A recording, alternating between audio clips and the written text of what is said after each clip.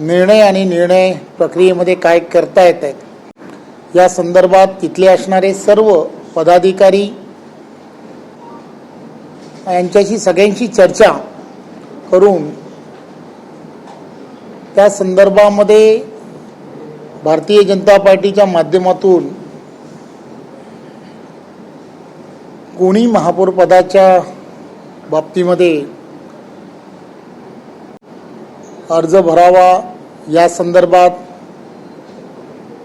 सुरुवातीच्या काळामध्ये नारायण चौधरी यांना अर्ज भरावा असं पार्टीच्या माध्यमातून एक 8 ते 10 दिवसा अगोदर त्यांना कळवण्यात आलं होतं, कारण त्यांनीच त्यांच्या कोर टीममध्ये त्या संदर्भामध्ये नारायण चौधरींना महापौरपदी उमेदवारी द्यावी असं बहुमताने आम्हाला कळवलं होतं आणि त्यामुळे त्या संदर्भातला तसा निर्णय हा त्यावेळच्या काळात घेतला होता.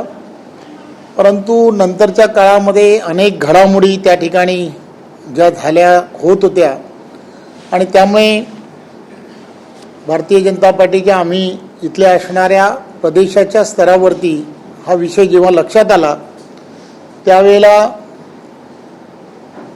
कोणत्याही परिस्थितीमध्ये त्या ठिकाणी स्नेहा मेहुल पाटील यांना यानंतरच्या काळामध्ये भारतीय जनता पार्टीच्या माध्यमातून उमेदवार म्हणून डिक्लेअर करावं असं भारतीय जनता पार्टीच्या माध्यमातून कळलं. आम्ही त्यांना कळवलंही. काल पूर्ण संध्याकाळपासून आज सकाळपर्यंत आम्ही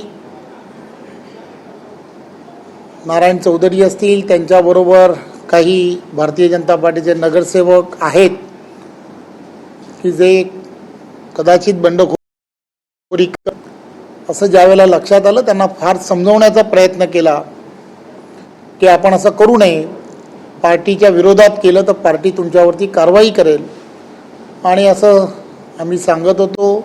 त्यांना समजवण्याचा अनेक जणही प्रयत्न करत होते, आम्हीही करत होतो. परंतु आता सकाळपर्यंत ते असं म्हणाले होते की हो आम्ही तसं करणार नाही, परंतु त्यांनी बंडखोरी केलेली आहे हे आता निकालाच्या अंती लक्षात येत आहे. त्यामुळे ज्यांनी ज्यांनी पक्षाचा व्हीपच्या विरुद्ध काम केलं आहे किंवा मतदान केलं आहे, पक्ष त्यांच्या विरुद्ध कारवाई करणार आहे असं आम्ही सर्वांनी मिळून ठरवलं आहे.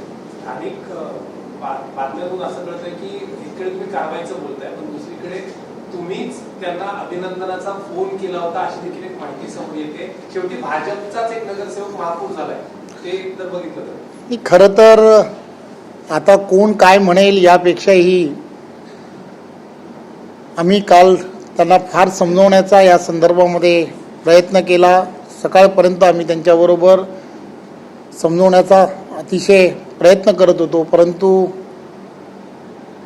त्यांची असणारी त्या ठिकाणची स्थानिक पातळीवरती ज्या त्या ठिकाणी घटना घडल्या होत्या त्या आपणा सर्वांना माहीत आहेत. त्या ठिकाणी असणारे विलास पाटील असतील किंवा ते कोणार्कचे जे प्रमुख आहेत त्यांच्याबरोबर त्यांचे असणारे स्थानिक वाद, या सगळ्या गोष्टी एवढ्या मोठ्या प्रमाणामध्ये ते वारंवार सांगत होते, बोलत होते. आम्ही फार प्रयत्न केला, जे टोकाचा प्रयत्न ज्याला म्हणतात तो टोकाचा प्रयत्न करत होतो की आपण या दिशेला जाऊ नये. आम्हालाही उमेदवार यासाठीच बदलला होता की जेणेकरून त्यांच्यामध्ये वाद आहेत म्हणून मग दुसऱ्याला कोणाला तरी उमेदवारी द्यावी, म्हणूनच आम्ही स्नेहा ताईंच्या बाबतीमध्ये जो विचार केला तो त्यासाठीच केला होता. परंतु या सगळ्या गोष्टी आपल्याला अधिक माहीत आहेत. त्यामुळे आत्ता तर या संदर्भात झालेला निकाल आपण सर्वांनी पाहिला आहे. त्यामुळे आम्ही पार्टी म्हणून जो निर्णय करायला पाहिजे, ज्यांनी कोणी बंडखोरी केली आहे त्या सर्वांवरती आम्ही कारवाई करणार. धन्यवाद.